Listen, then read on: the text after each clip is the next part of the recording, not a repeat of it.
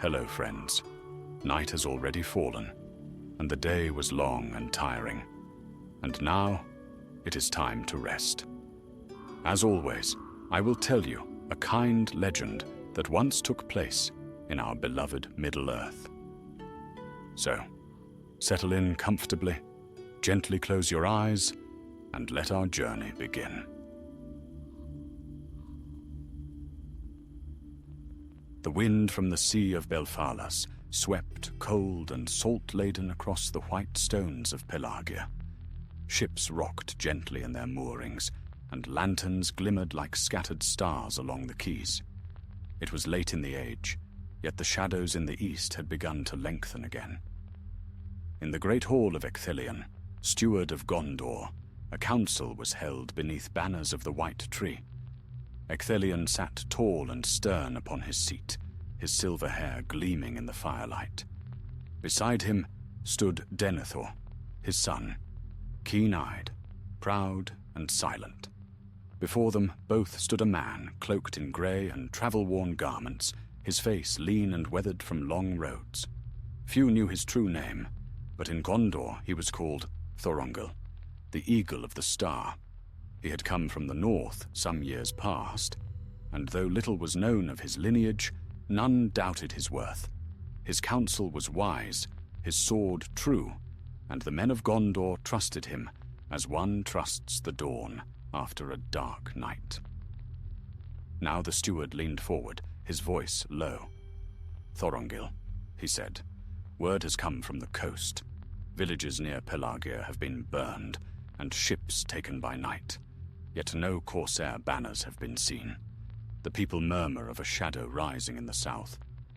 We must know the truth." Thorongil bowed his head. "My lord, I will go." Ecthelion nodded gravely. "Take men you trust, but few in number. Seek the hand behind these deeds. And if it be the work of Umbar, strike swiftly." Denethor's dark eyes flickered with doubt. "You place great trust in this wanderer, father," he said. "Too great, perhaps. Not all who come out of the north bring wisdom." Ecthelion turned to him. "He has earned my trust, and that is enough. Gondor stands not upon suspicion, my son, but upon courage." Thorongil met Denethor's gaze. There was no anger there, only calm resolve. "I ask no honor," he said quietly. "Only the chance to serve."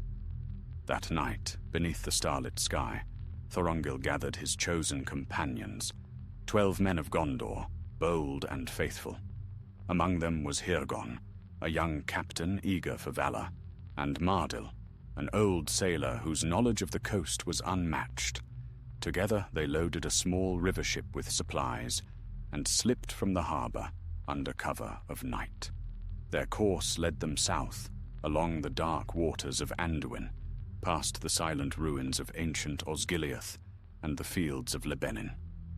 The moon shone pale upon the sails as Thorongil stood at the prow, his cloak stirring in the sea breeze. He looked eastward, and though his eyes were calm, his heart was troubled. For he had seen the signs of the shadow growing, fires in the east, whispers of dark power rising once more in Mordor.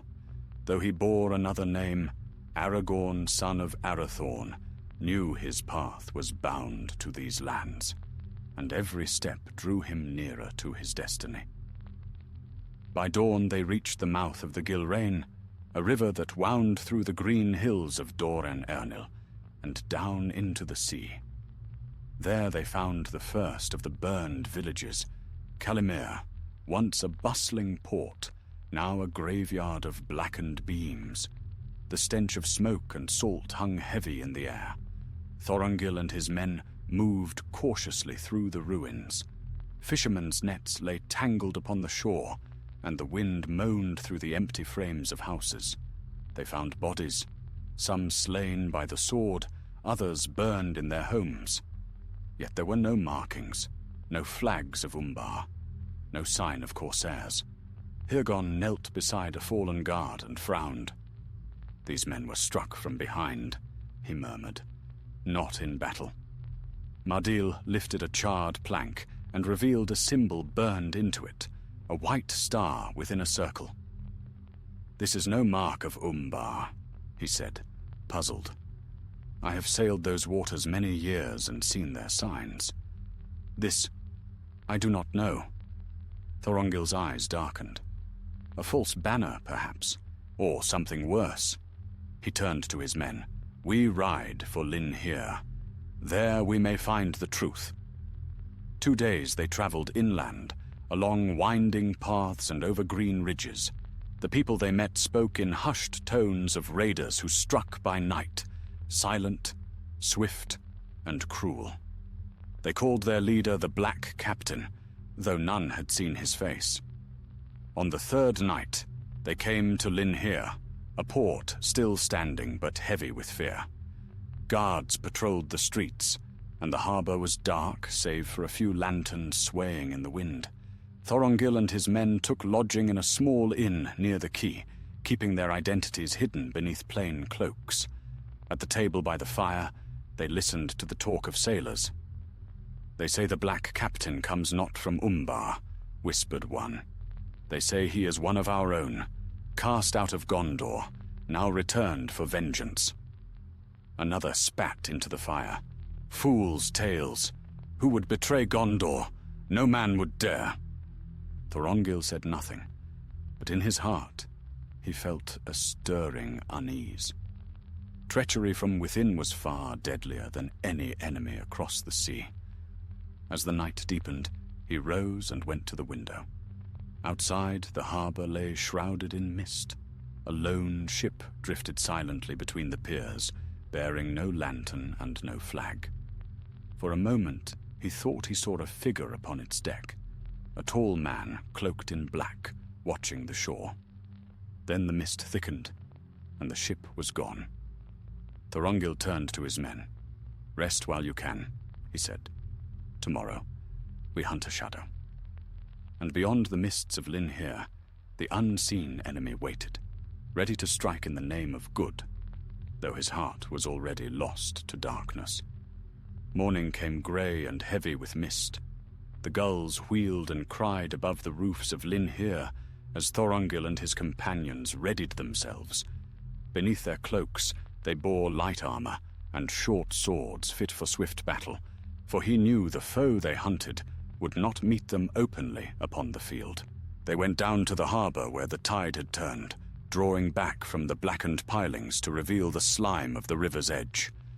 There Thorongil spoke with the harbor master, an old man whose eyes darted like a frightened bird's. "Aye," the man said, wringing his hands. "A ship came in 2 nights past, black-hulled and silent. No flag, no name upon her stern. She took no cargo, nor did her crew come ashore save one. A tall man, cloaked in sable, with a white star upon his breast. He spoke to none but the master of the docks, and before dawn the ship was gone again." At this, Thorongil's gaze sharpened. "A white star?" he asked. "Are you certain?"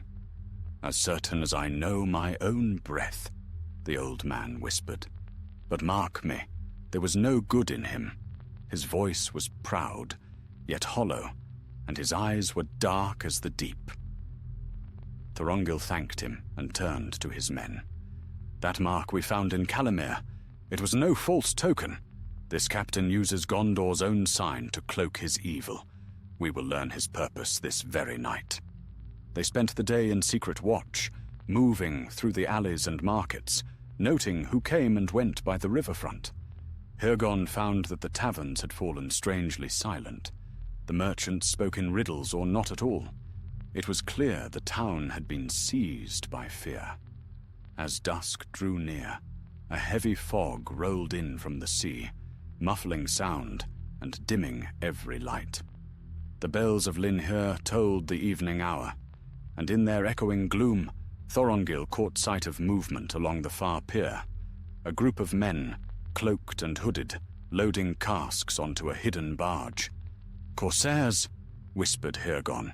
Thorongil shook his head. "No, they move with discipline. These are soldiers, our own men, or ones who once were." He gave a low whistle, and his company spread into the mist.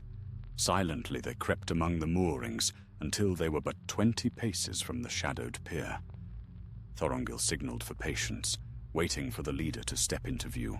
Then, from the gloom, a tall figure appeared. His cloak was dark, but upon his breast shone faintly the same white star. He turned to speak to his followers, and his voice carried clearly over the water. "For too long Gondor has grown weak," he said. "Its lords sit idle while the shadow rises. We will strike before darkness falls upon us. The steward will not act, but we shall. In the name of good, we shall seize the strength of the south, and Gondor will rise unbroken." A murmur of assent rippled among his men. Thorongil's heart clenched at the sound of the voice. He knew it. "Berenor," he breathed, a name from years past, one he had not thought to hear again. Berenor had once been captain of Gondor's southern fleets, a man of courage and honor. Thorongil had served beside him upon the coasts of Belfalas, and they had fought shoulder to shoulder against the corsairs of Umbar. Yet Berenor had vanished after a failed campaign, thought dead or dishonored. Now here he stood, cloaked in deceit, speaking of righteousness while serving treachery. Thorongil's hand went to his sword. "We end this now," he said. But even as he stepped forward, one of the enemy turned, catching the faint glint of steel. A shout rang out, sharp as a blade's edge. "Ambush!" In an instant, chaos erupted. The air filled with the clash of steel and the cries of men. The fog tore apart as lanterns were overturned, and flames leapt across the pier. Thorongil's men fought bravely, outnumbered, but undaunted. Aragorn struck down 2 foes before a blow sent him to his knees. Mardil hurled a torch into the enemy's barge, and it flared like a beacon in the mist. "Fall back to the river," Thorongil commanded, driving his blade against Berenor's guard. Sparks flew as their swords met. "Still you cling to weakness," Berenor spat. "You serve a steward who will not fight. Gondor must be ruled by strength." "Strength without honor is ruin," Thorongil answered, pressing forward. "You would burn your homeland and call it salvation." Their duel raged across the flaming pier. Around them the cries of men and the hiss of fire filled the night. But before Thorongil could strike the final blow, Berenor's men swarmed between them, forcing him back. A horn sounded from the shadows, deep and cruel. From the river, more boats appeared, black shapes gliding through the mist. Thorongil saw they were surrounded. "Retreat!" he shouted, "to the eastern shore!" His men obeyed, leaping into the dark water or fighting their way to the boats. Thorongil was the last to withdraw, his cloak scorched, and his blade red with battle. He dove from the burning pier just as it collapsed into the river. Cold seized him. The current carried him swiftly downstream, past wreckage and fire, until he grasped the prow of a drifting skiff where Aragorn and Mardil pulled him aboard. They rowed until their arms failed them, and the flames were but distant embers on the horizon. At last they came ashore in a quiet inlet, exhausted and bruised. Aragorn looked up at his captain, despair shadowing his young face. "We failed," he said. "They will sail south with our own ships to join Umbar. Gondor will think them lost." Thorongil knelt beside him. "No," he said softly. "We have not failed while we yet live. Berenor believes himself righteous, but his pride is his chain. We will follow him in secret and break his fleet before it sails." He stood, gazing toward the dark line of the southern hills. The stars glimmered faintly above, veiled by drifting clouds. Somewhere beyond those hills, the black captain gathered his strength beneath a stolen banner. Thorongil tightened his grip upon his sword. "In the name of good," he murmured. "Many have been led astray. But true good is born not of pride, but of mercy and truth. Before this war is done, Beranor will learn that lesson, or perish by it." The night wind carried his words into the dark, and the sea answered with a low, endless sigh, as though it too remembered the griefs of men and the long battle yet to come. The dawn that followed was pale and cold, touched by a thin mist that clung to the riverbanks like a shroud. Thorongil and his companions had found brief shelter beneath a stand of willow trees along the Gilrain, their cloaks heavy with dew. Smoke still drifted faintly from the north, where Linhir had burned in the night. None among them spoke for a long while. The men sat in silence, tending wounds, their faces drawn and weary. When at last the sun broke through the haze, Thorongil rose and walked to the river's edge. His reflection wavered upon the dark waters, his eyes shadowed with thought, his jaw set with quiet resolve. Aragorn approached, his arm bound with a strip of cloth. "Captain," he said, "we have lost 2 men, Borlak and Taran. Their bodies were taken by the river." Thorongil bowed his head. "They will be remembered. They fought for Gondor, though the steward may never hear their names." He turned then to the rest of his company, who stood awaiting his command. "We go south," he said. "Berenor's fleet lies hidden along the coast of Gilrain, or the inlets beyond Ether Anduin. He means to strike before word of his treachery can reach Minas Tirith. If he joins with Umbar, Gondor's southern watch will crumble. We must find him before that hour." The men nodded, weary yet steadfast. They loaded what remained of their supplies into 2 small riverboats and set off once more, rowing through winding channels where reeds whispered in the current and the cries of seabirds echoed overhead. For 3 days they journeyed, keeping to the shadowed banks by day and moving under starlight by night. Thorongil's keen eyes missed little: the tracks of many men in the mud, the remnants of campfires, the faint smell of pitch and tar carried upon the wind. Each sign pointed southward, toward the sea. On the 4th evening, they came upon an abandoned fisher's hut at the edge of a small bay. It was there they found what they sought: signs of recent use, crates of dried rations, empty barrels marked with the seal of Pelagia, and upon one of them, the same white star burned deep into the wood. Aragorn cursed softly. He brands even his stores with Gondor's mark, as though treachery were a crown. Thorongil's eyes hardened. He would make himself the savior of Gondor by the ruin of her people. That is the way of pride. They camped that night upon the beach, and as the stars came out, the sound of distant waves lulled the men to uneasy rest. Thorongil alone kept watch, his thoughts wandering far beyond the dark horizon.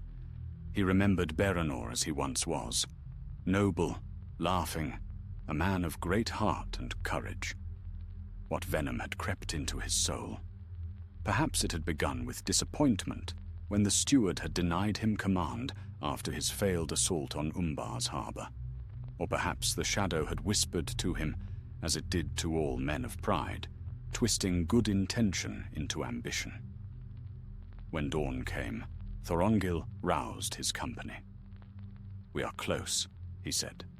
"Beranor will have hidden his ships in one of the southern coves, sheltered from the winds of the Bay of Belfalas. We must find a vantage before we strike." They climbed the cliffs that bordered the coast, steep and wind-carved. From the heights they beheld the great sweep of the southern sea, blue and boundless beneath the morning sun. And there, in a narrow cove below, they saw it, a small fleet of black-hulled vessels concealed beneath the cliffs. Men moved upon their decks, loading supplies and sharpening blades. Mardil, whose eyes were sharp despite his years, counted aloud. 4 galleys, 2 smaller craft, enough to raid the coast or strike Pelagia unawares. Thorongil studied the scene in silence. Then he spoke. We cannot face them in open battle, but the tide is our ally.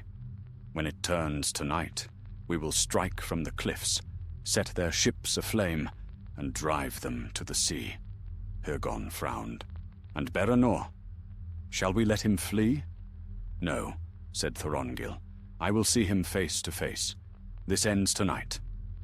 As the day waned, they prepared their weapons, bows strung, arrows wrapped with oiled cloth, and flasks of lamp oil gathered from the stores they had found.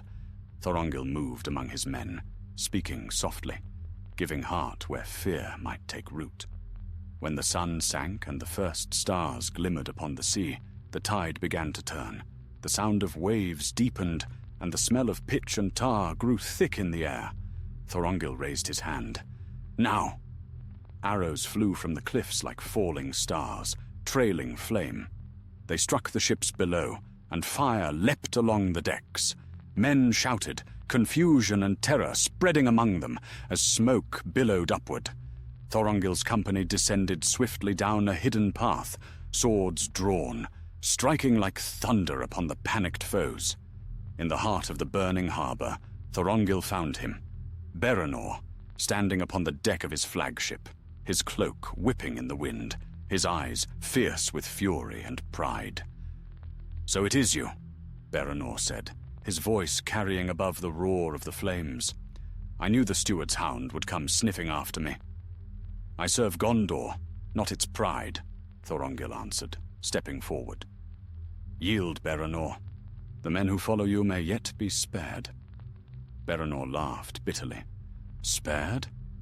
By a wanderer who hides his name. You speak of service, yet you bow to a ruler who fears his own shadow. Gondor will die by such weakness." He drew his sword, its edge gleaming red in the firelight. "If the white tree is to stand, it must be watered in blood." Steel met steel. Their blades rang out, echoing across the cliffs. Around them the battle raged. Men clashing, ships burning, the sea itself alight with flame. Thorongil fought with measured strength, every blow aimed to disarm rather than kill. For still, he hoped Berenor might turn from madness. But Berenor's wrath was unyielding. "You think yourself noble, Thorongil," he snarled. "But you are blind. You serve cowards, and when they fall, you will fall with them." He struck hard, forcing Thorongil back against the railing. The deck beneath them burned hot, and smoke seared their throats. Then, in a moment's turn of fortune, the ship's mast cracked and fell, scattering embers. Berenor stumbled. Thorongil seized the chance, driving his blade down and pinning Berenor's sword arm to the deck. "Enough!" Thorongil cried. "This path ends in ruin." For an instant, Berenor faltered. His eyes met Thorongil's, old comrade's eyes, filled with grief and pride. Then, with a final cry, he tore free and cast himself into the sea below, vanishing into the dark waves. The remaining ships burned to their keels, and the cries of battle faded with the dawn. Thorongil stood upon the shore, watching the smoke drift eastward, his heart heavy. Aragorn came to his side. "Is it done?" Thorongil nodded. "It is done, but not ended. Pride is a fire that dies only when the heart itself is ashes." He turned toward the rising sun. The sea's breath was cool upon his face, and in it he heard the whisper of fate's long road, the call of kingship still distant, yet drawing near. The sun rose red upon the horizon, and the sea lay calm once more, as though the night's violence had been no more than a dream. The wreckage of Berenor's fleet smouldered upon the tide, the charred ribs of ships half sunk among the rocks. The cries of gulls echoed through the still air, mingling with the hiss of waves that washed over the blackened timbers. Thorongil stood upon the shore, his cloak torn and his blade still blackened with soot. His men gathered around him, few in number now, their faces weary but unbroken. They had fought with courage, striking down a treachery that might have undone Gondor's coast. Yet there was no joy in their victory. Aragorn limped forward, binding a gash upon his arm. "He escaped," he said quietly. "We found no body among the wrecks. The sea has taken him." Thorongil's gaze lingered on the dark waters. "The sea hides both the dead and the living," he said. "If Beranor lives, he will not rest. Pride such as his burns beyond the grave." Mardil, who had known many storms and sorrows, spat into the sand. "If he lives, may the waves swallow him before he brings more ruin." But Thorongil shook his head. He was not wholly lost. There was a time when he fought for the light. "I would that such fire might yet be kindled anew, though I fear it is too late." He turned then to his men. "We return to Gondor. The steward must hear of this, though I take no joy in the telling." Their journey northward was slow. The land bore scars of fear and betrayal. Villages abandoned, fields untended, folk who turned their faces away as the soldiers passed. Rumor of the Black Captain had spread like smoke, and even with his fleet destroyed, his name lingered in whispers. By the time they reached Linhir again, the town was half in ruin. The piers were splintered, the houses charred. Yet amidst the wreckage, the people had begun to rebuild. Thorongil and his men were greeted not with celebration, but with wary gratitude, for few knew the truth of what had passed. To them, the shadow had come and gone, and life, fragile, uncertain, went on. In the hall of Linhir's governor, Thorongil wrote his report to the steward.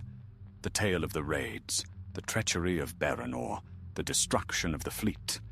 His words were plain and without boast. When it was done, he sealed the scroll with wax and gave it to a messenger bound for Minas Tirith. That night, as the stars emerged over the quiet bay, Aragorn came to sit beside him upon the quay. "Captain," he said, "you have done what few men could. Gondor will remember this deed." Thorongil smiled faintly. "Gondor may remember the deed, but not the man. That is as it should be." Aragorn frowned. "Yet why? You led us when no other dared. You saved the coast. Would you not have your name spoken with honor?"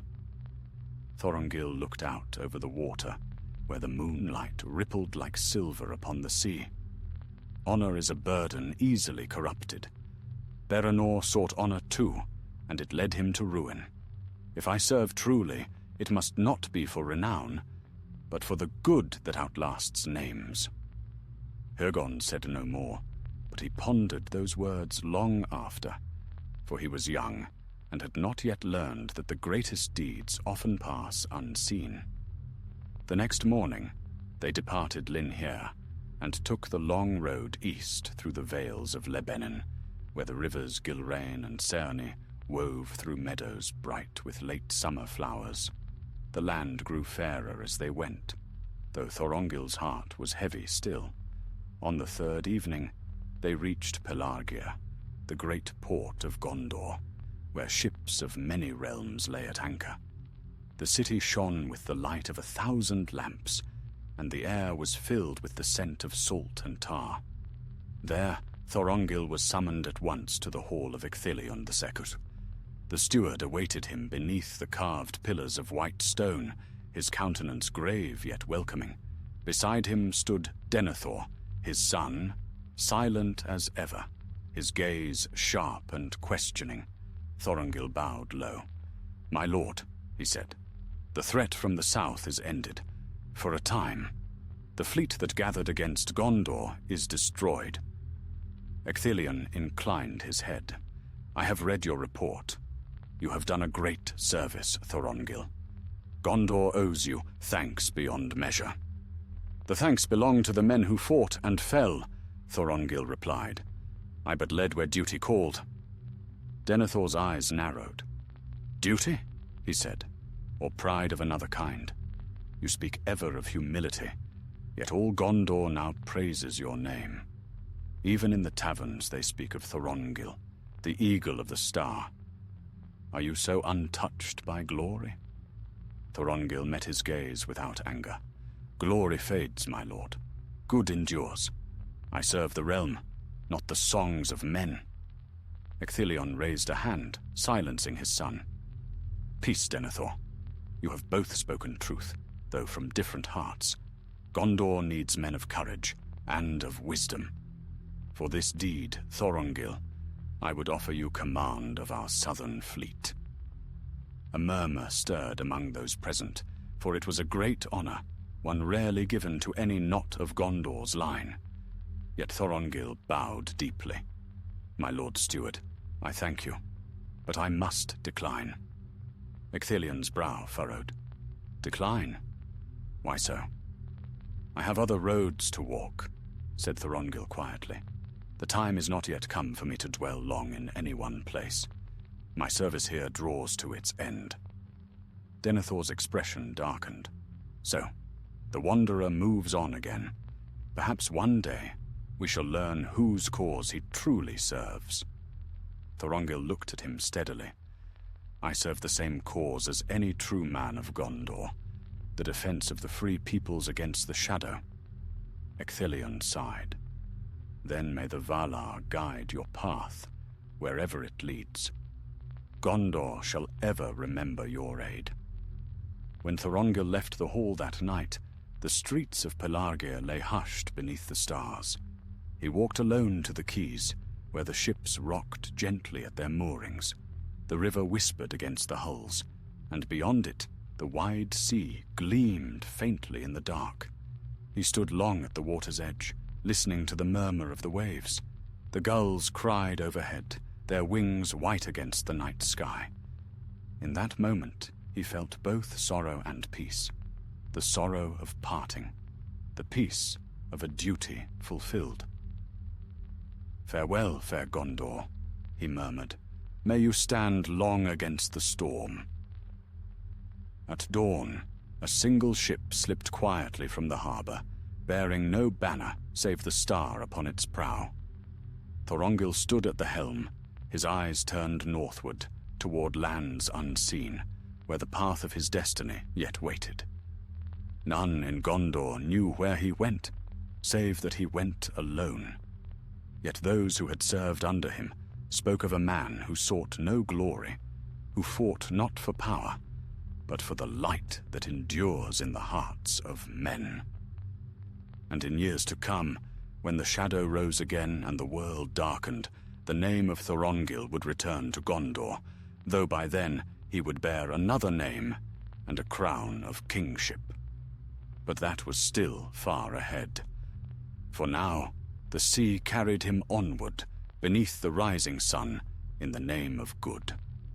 The gulls cried overhead, fading into distance as Thorongil's ship cut northward through the calm waters of Belfalas. The dawn light spilled across the sails, turning them gold and white. Beneath the deck, his men slept in silence, worn from battle and travel alike. Yet Thorongil himself stood upon the prow, his cloak stirring in the sea breeze, his eyes fixed on the horizon that stretched endlessly before him. He had left Gondor behind, but its shadow lingered in his heart. For though he had served the realm with honor, he knew that the greater war was still to come.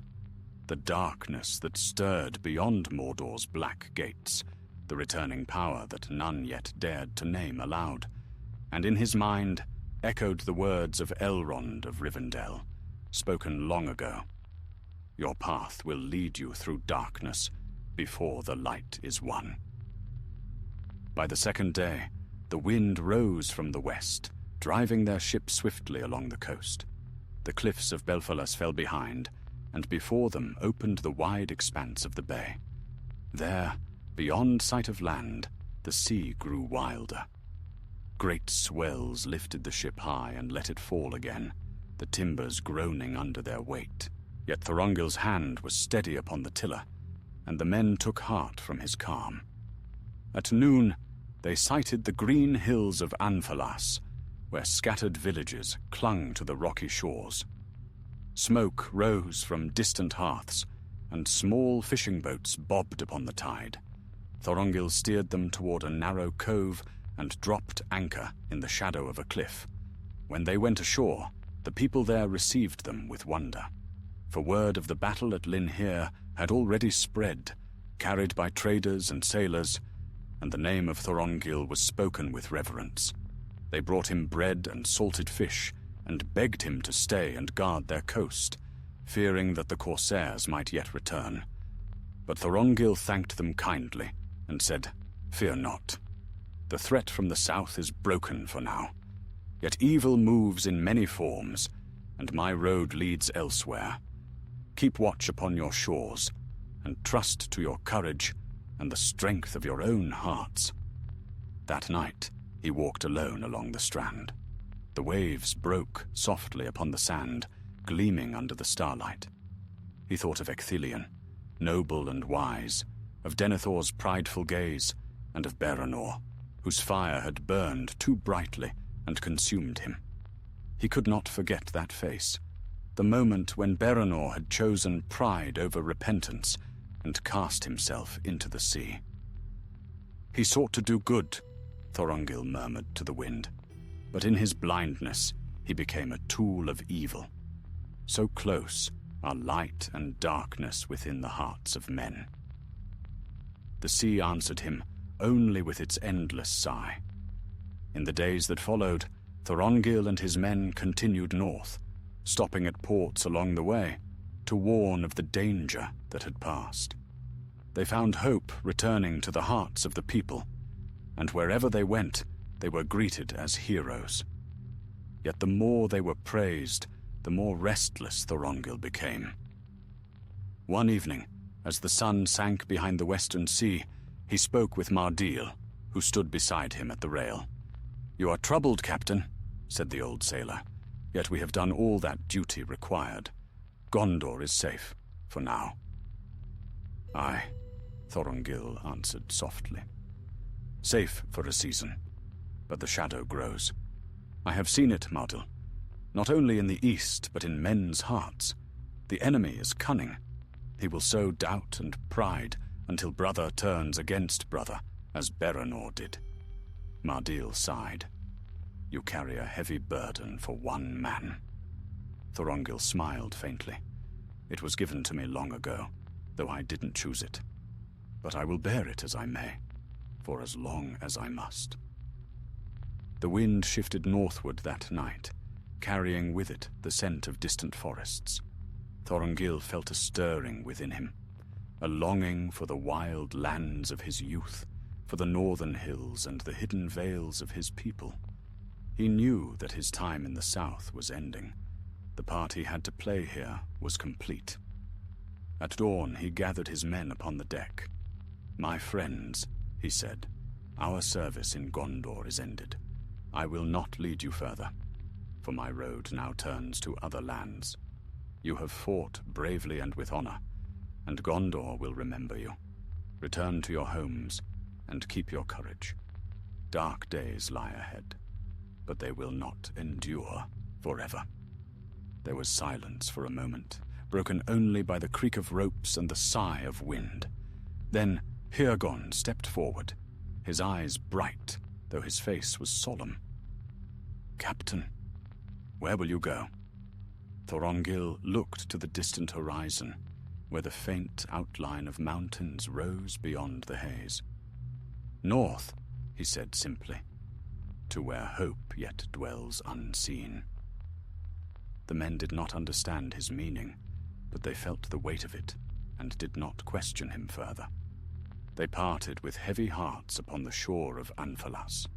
The men took one of the smaller ships and turned east for Pelarga, while Thorongil, Mardil, and 2 others remained.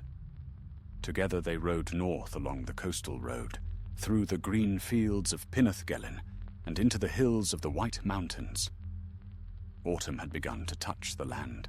The leaves upon the birches shone gold in the sunlight, and the air carried the faint chill of the coming winter. Thorongil rode in silence, his thoughts far away, and the others did not disturb him. After many days' travel, they came to a high pass, where the mountains opened to reveal the plains of Rohan, stretching far and wide below. The wind rushed across the grasslands, carrying with it the scent of horses and the distant sound of thunderous hooves. Mardil shaded his eyes. "Rohan," he said softly, "the land of horse lords. Will you go there, Captain?" "Aye," Thorongil replied, "for I once served King Thengel before I came to Gondor. Perhaps there I shall find news of what stirs beyond the east, and Rohan's riders will soon be needed in the wars to come." They descended from the mountains and entered the plains. The land was bright and open beneath the wide sky, and the wind sang in the grass like music. Villages of thatched roofs dotted the horizon, and the banners of the Riddermark, green and white, bearing the horse emblem, fluttered proudly in the breeze. When they reached Edoras, the golden hall of Meduseld gleamed before them upon its hill. Thorongil dismounted and climbed the steps to the great doors. There he was greeted by guards who, recognizing him from years past, welcomed him with joy. Inside, King Thengel sat upon his high seat, silver-haired and noble, and beside him stood his queen, Morwen of Lossarnach. When Thorongil entered, Thengel rose with a smile. "Thorongil," he said warmly, "by the Valar, I thought you long gone to the ends of the earth. What brings you again to the Riddermark?" Thorongil bowed low. "Only the will to serve, my lord, and to stand once more where honor still dwells. Darkness gathers in the east, and Gondor cannot stand alone. Rohan's strength may soon be tested." Thengel's face grew grave. "Then you are most welcome. There are whispers from beyond the mountains, riders seen in the east, strange tidings from Dunland. If shadow grows again in Mordor, we must prepare." And thus, for a time, Thorongil remained in Rohan, serving once more beneath the banner of the Horse Lords. Yet in his heart he knew that his path still stretched far beyond these plains, that his true destiny and the fate of all Middle-earth waited yet in the shadows of the north. The wind of the Riddermark swept across the plains like a living thing, cold and strong, scented with the wild grasses of the fields and the sweat of horses. Under that vast and open sky, Thorongil found a measure of peace once more. He rode among the riders of Rohan, teaching, learning, listening to the songs of their people and their tales of old battles fought under Thengel's banner. Yet even in that fair land, shadows crept at the edge of the world. Messengers came from the east, with tidings of unrest beyond the brown lands, of dark shapes moving near the Emyn Muil, and of whispers in the night carried down from the mountains. Though the sun still shone bright upon Rohan, Thorongil felt in his heart that the days of easy peace were drawing to their end. He spent his days in the service of the king, training the young riders in the art of sword and bow, and his nights in quiet council with Thengel. The king was wise and strong, though wearied by the cares of rule and the slow decay that had begun to touch all the lands of the west. "Oft have I heard," Thengel said one evening, "that Gondor waxes proud again, though pride was the seed of her decline. Tell me, Thorongil, is it true that Ecthelian's son looks toward the east with envy rather than fear?" Thorongil's gaze was steady. "Denethor is proud indeed, but not without reason. He is a man of great will and sharper sight than most, yet pride can blind even the wise, and the enemy knows well how to turn strength into weakness. I have seen this before." Thengel nodded gravely. "Then Gondor must beware her own heart, and we must beware ours. Pride and fear, they are brothers in the same dark house."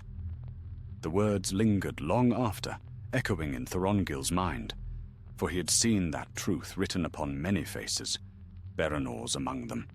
and he knew it would come again before the end. One morning, as the mists lifted from the plains, a rider came from the north, weary and dust-stained. He brought tidings that made the hall fall silent. A band of Dunlendings had crossed the Isen, raiding the western marches. Thengel rose from his seat, his face set with wrath. "They test our strength," he said. "They think Rohan sleeps. Thorongil, you have led men in battle. Will you ride with my marshals and show them that we are not unguarded?" "With all my heart," Thorongil replied. Within hours, the horns of Rohan sounded across the plains. Riders gathered in the fields beneath Adoras, men young and old, their spears glinting in the sunlight, their banners streaming in the wind. The hoofbeats thundered like storm upon the earth as they rode west toward the river Isen. For 2 days they pursued the raiders, following the trail of burnt farms and trampled grass. On the 3rd day, they came upon the enemy, encamped within a narrow valley where the Isen wound through grey stones. The Dunlendings were fierce men, tall and rough, their shields painted with crude sigils. They had not expected pursuit so swift. As the riders of Rohan gathered upon the ridge, Thorongil surveyed the field. "They will not hold this ground," he said. "Their strength is scattered. We shall strike at dawn." The men rested little that night. Fires burned low, and the sound of the river murmured through the dark. Thorongil sat apart, sharpening his sword beneath the pale moonlight. Mardil came to him then, his face drawn. "Strange, is it not," he said, "that even so far from the sea, we find war again?" Thorongil smiled faintly. "War is never far from the hearts of men. It sleeps only until called by fear or greed. But this battle will be swift, and the people of Rohan shall see peace again." When dawn came, the riders mounted in silence. The sun rose behind them, painting the sky in fire. Then, with a single cry from Thengel's banner-bearer, they charged. The thunder of hooves filled the valley. The Dunlendings turned in alarm, but their shouts were lost beneath the roar of battle. Thorongil led the vanguard, his sword flashing like lightning. Spears splintered, shields broke, and the enemy scattered before the might of Rohan's charge. Amid the clash, Thorongil saw the leader of the Dunlendings, a broad, scarred man bearing a black wolf upon his shield. He fought with wild fury, calling out in his harsh tongue.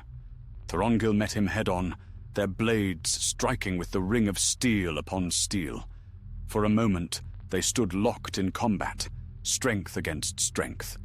Then Thorongil's blade swept low, disarming his foe, and with a swift motion, he struck the man's weapon hand aside and held his sword to his throat. "Yield," Thorongil said.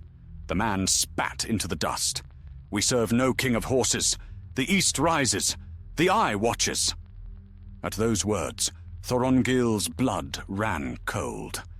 But before he could speak again, the man wrenched free and threw himself upon his own blade. When the battle was done, the valley lay silent, save for the murmuring of the river. The Dunlendings were routed. The few who lived fled back across the Isen. Rohan's banners waved bright in the morning light, and the men cheered their victory. Yet Thorongil's heart was heavy. He returned to Thengel's camp at noon, his cloak stained with dust and blood. The king greeted him warmly, clasping his arm. "You have done well, Thorongil. The men speak your name with awe. Rohan owes you much." But Thorongil bowed his head. "The victory is yours, my lord. Yet the foe's words trouble me." He spoke of the east, of the eye that watches. This was no mere raid. The shadow stirs, even in the hearts of wild men. Thengel's expression darkened. "Then it is as you feared. The old darkness wakes again." That night, a feast was held in Meduseld to honor the victory. The hall blazed with firelight and song, and mead flowed freely. Yet amid the laughter and music, Thorongil sat silent, gazing into the flames. The words of the dying Dunlending echoed in his mind. The eye watches. When at last the hall grew quiet and the king withdrew, Thorongil stepped outside into the cool night. The stars shone bright above the snow-capped peaks, and the wind whispered through the grass. He felt the pull of the north again, of the wild lands and the fate that waited there. Mardil found him standing alone beside the stables. "You look far away, Captain," he said softly. Thorongil turned, his eyes distant. "Aye, for I fear this peace will not endure. The war that comes will not be fought in Rohan alone. It will touch all the free peoples, from the sea to the mountains of shadow." He looked toward the dark horizon. "My place will not be here when that day comes."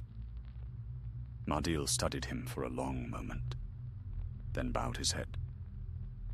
"Wherever you go, Captain, the hearts of those you've led will follow."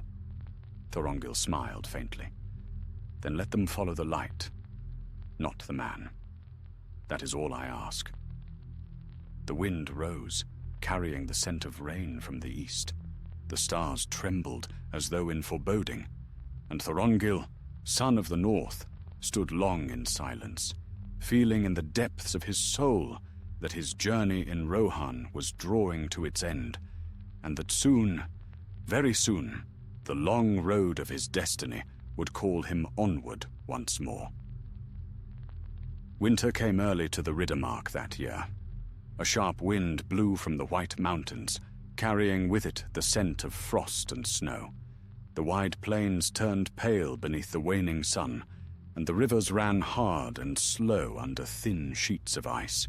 In Meduseld, the great fires burned from dawn till dusk, and yet the chill of the world beyond seemed to creep even through its golden doors. Thorongil stood often upon the terrace of the Golden Hall, gazing eastward. The mountains loomed grey and forbidding, and beyond them lay lands he had not seen in years, lands that now called to him in his dreams. He had served King Thengel with honor, yet a restlessness had begun to stir within him, a whisper that no hearth or hall could quiet. One morning, as the light broke cold and clear over the plains, a rider came from the north. His horse was foam-flecked and weary, and he bore the seal of Gondor upon his cloak. The guards brought him swiftly to the king, and Thorongil was summoned to stand beside Thengel's seat. The messenger knelt, his voice hoarse with fatigue.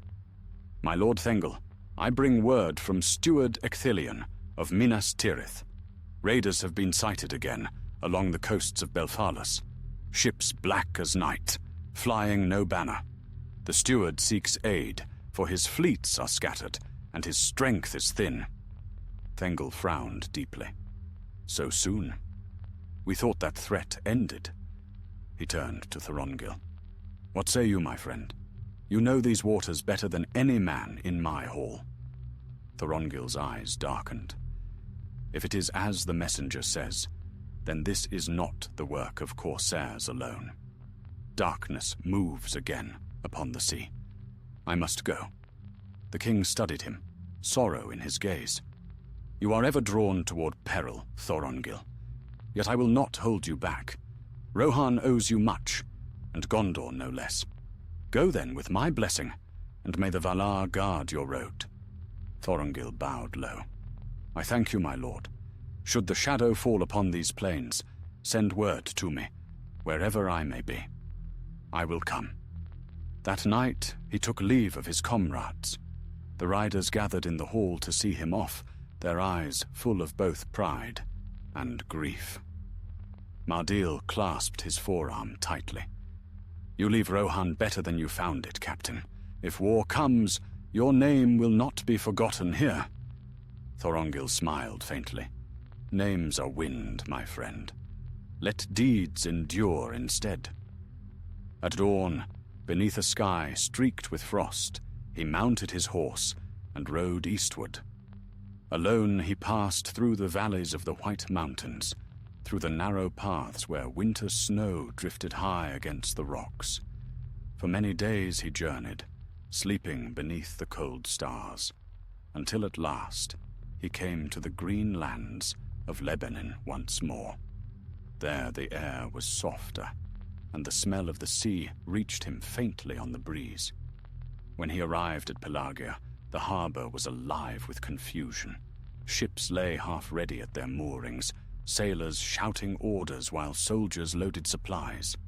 Fear hung over the port like a shadow, for rumor had spread that Umbar gathered new strength, and that the steward's fleet could not meet them upon the waves. Thorongil went at once to the citadel overlooking the harbor. Ecthelion received him gladly, though the years had laid their weight upon the steward's brow. "Thorongil," he said, rising from his chair, "you return in our hour of need. I had hoped the sea would rest, but it seems the shadow of the south will never sleep." "Tell me all, my lord," said Thorongil. Ecthelion gestured to the map before him. "The Corsairs have united under a new captain, though none know his name. They raid not only the coast, but the mouths of Anduin itself. Already they have burned our outposts at Anduin and slain many men.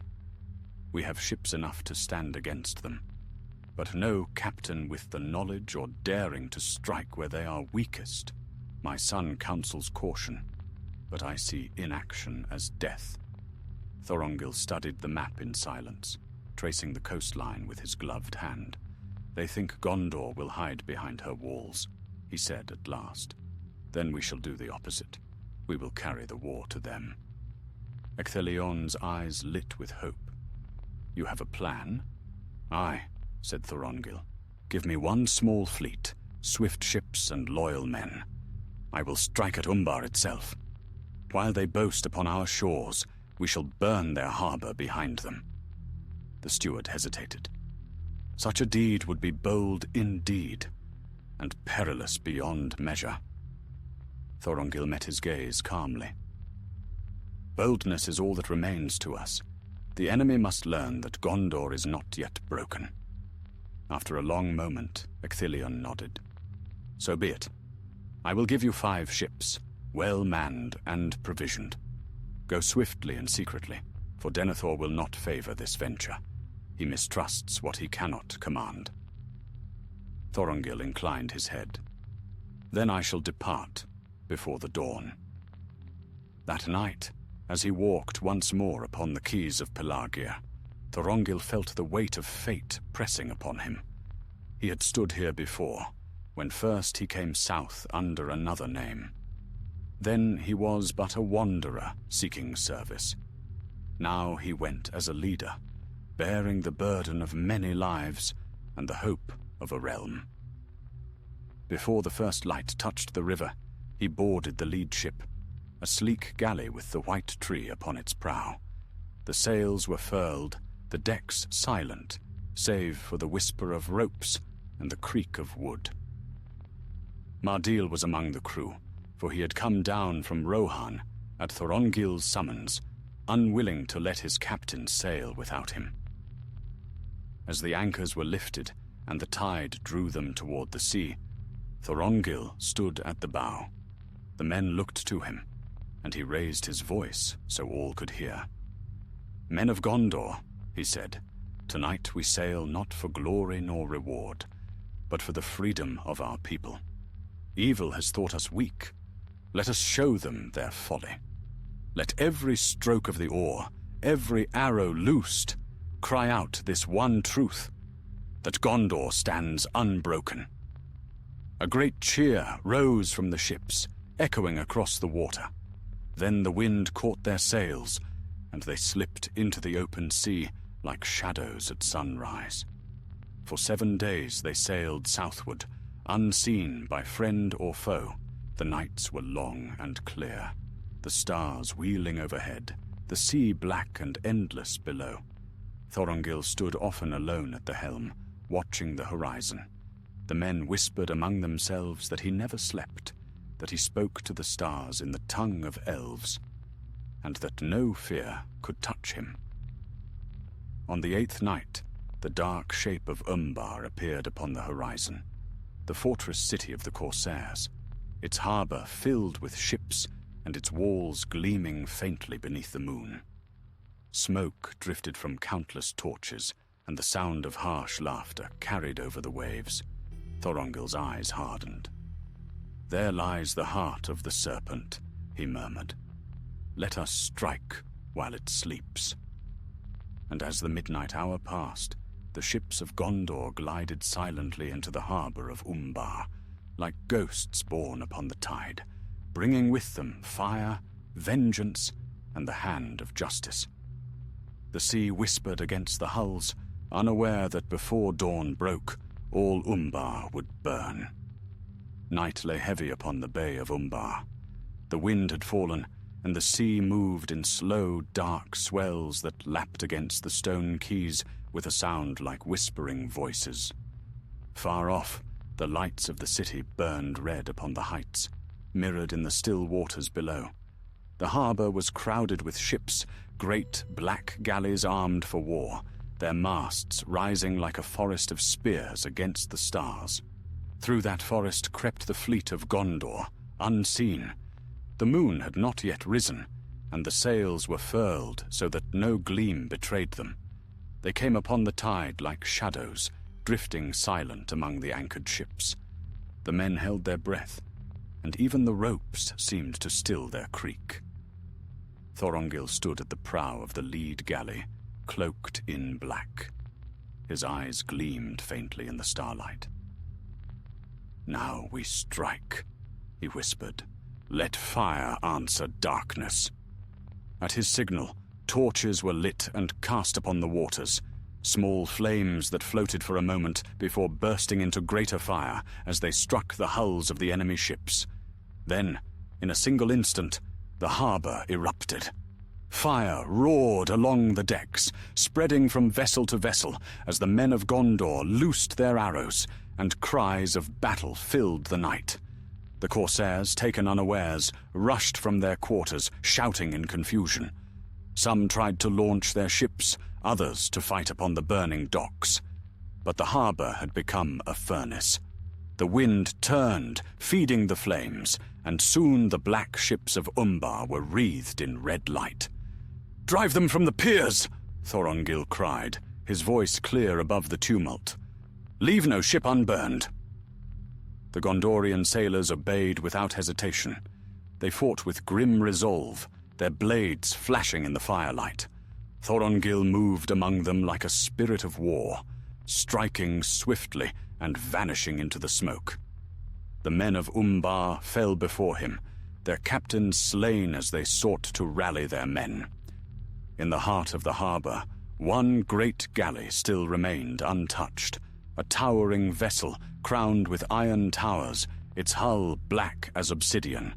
Upon its stern flew a crimson banner emblazoned with a white serpent. It was the flagship of the Corsair Lord himself, a man known only as the Shadow Captain, whose cruelty was feared along every coast of the southern sea.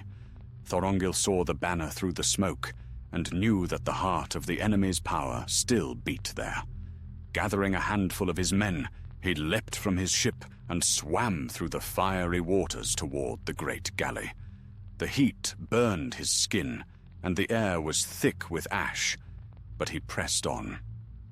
They climbed the hull and came upon the deck where the Corsairs stood arrayed, a desperate band fighting amidst the flames. At their head stood the Shadow Captain, a tall man clad in black armor chased with silver. His helm was wrought in the shape of a serpent's head, and his voice, when he spoke, was like the hiss of steel upon stone. "So Gondor sends ghosts to my door," he said, his blade catching the firelight. "Who are you, stranger, that dares the wrath of Umbar?"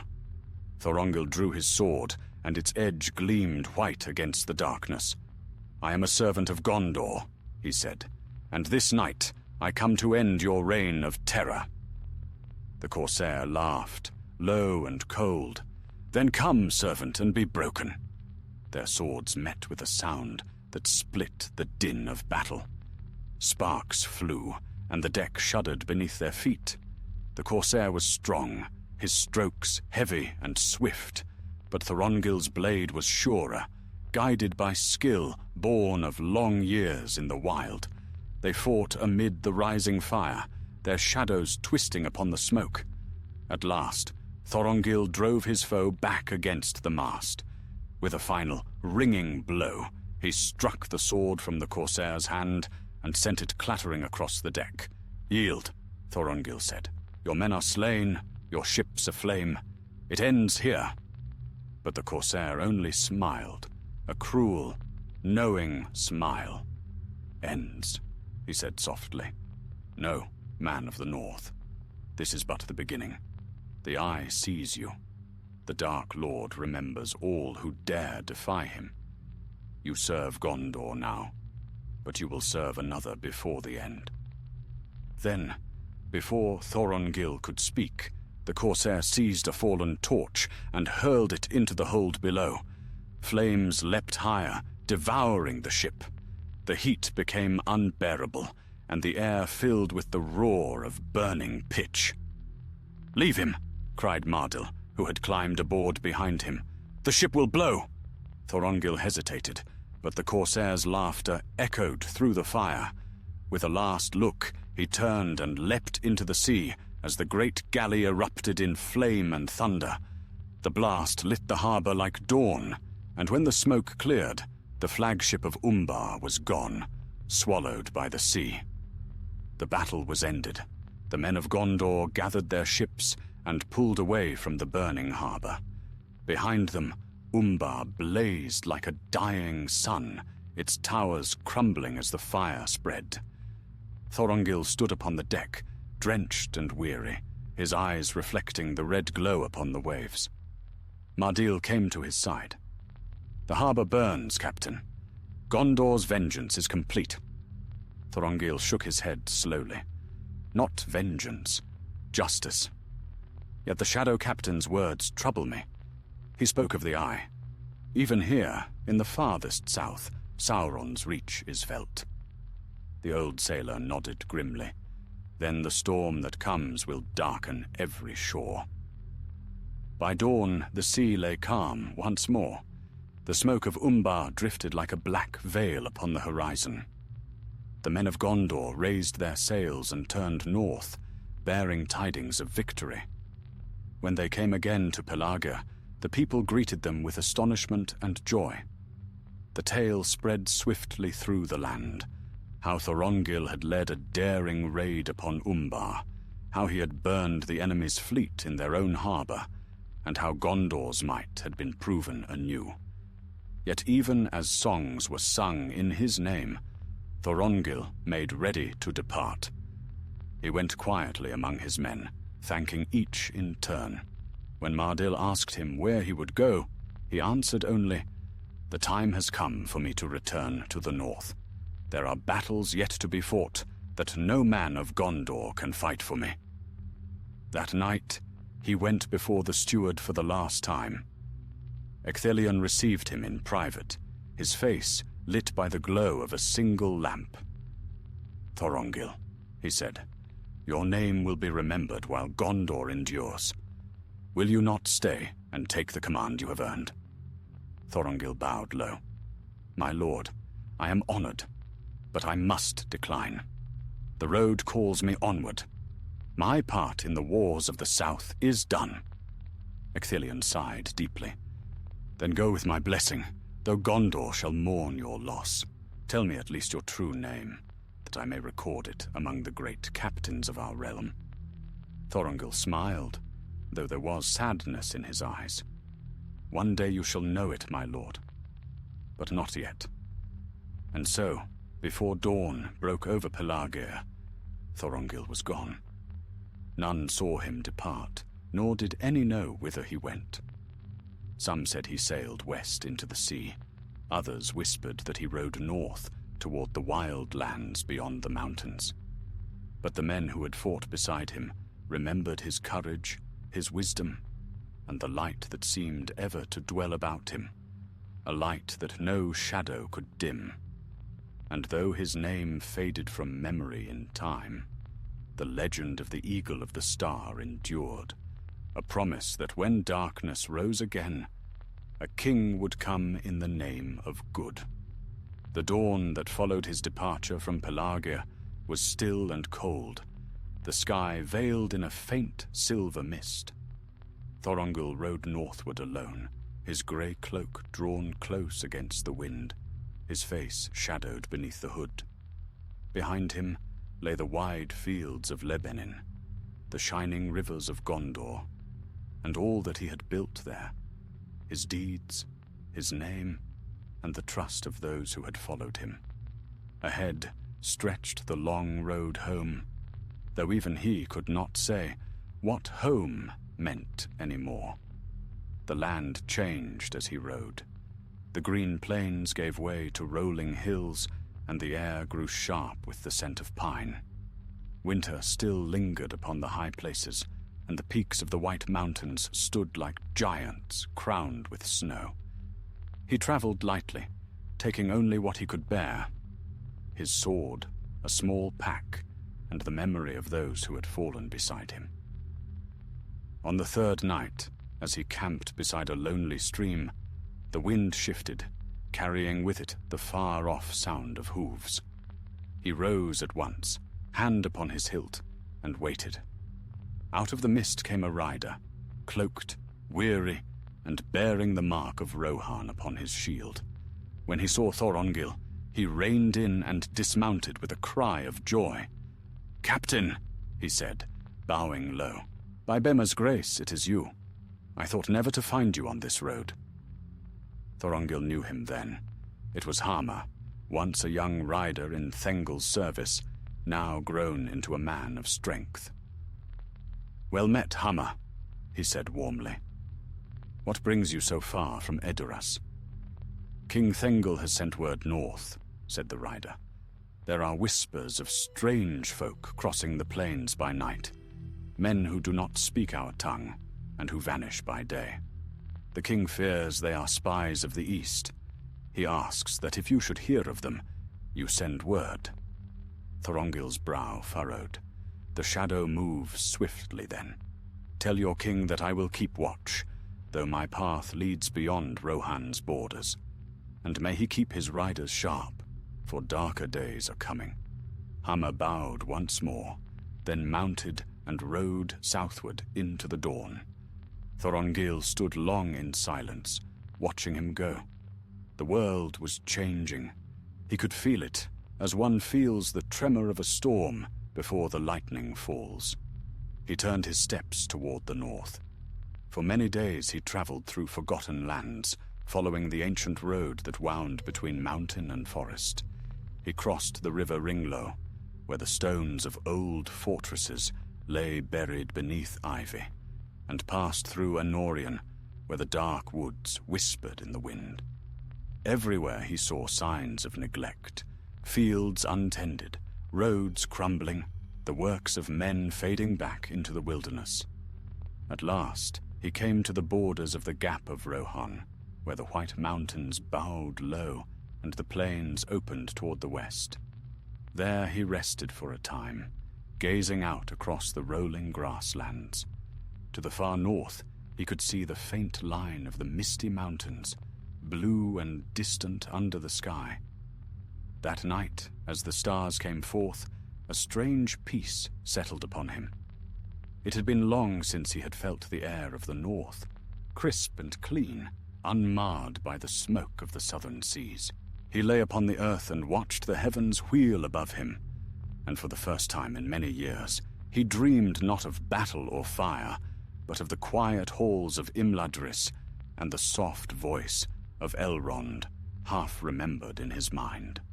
When morning came, he rose renewed.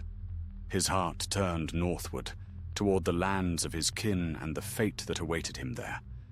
For weeks he journeyed on, crossing the long leagues of Eriador, through wild woods and across empty heaths.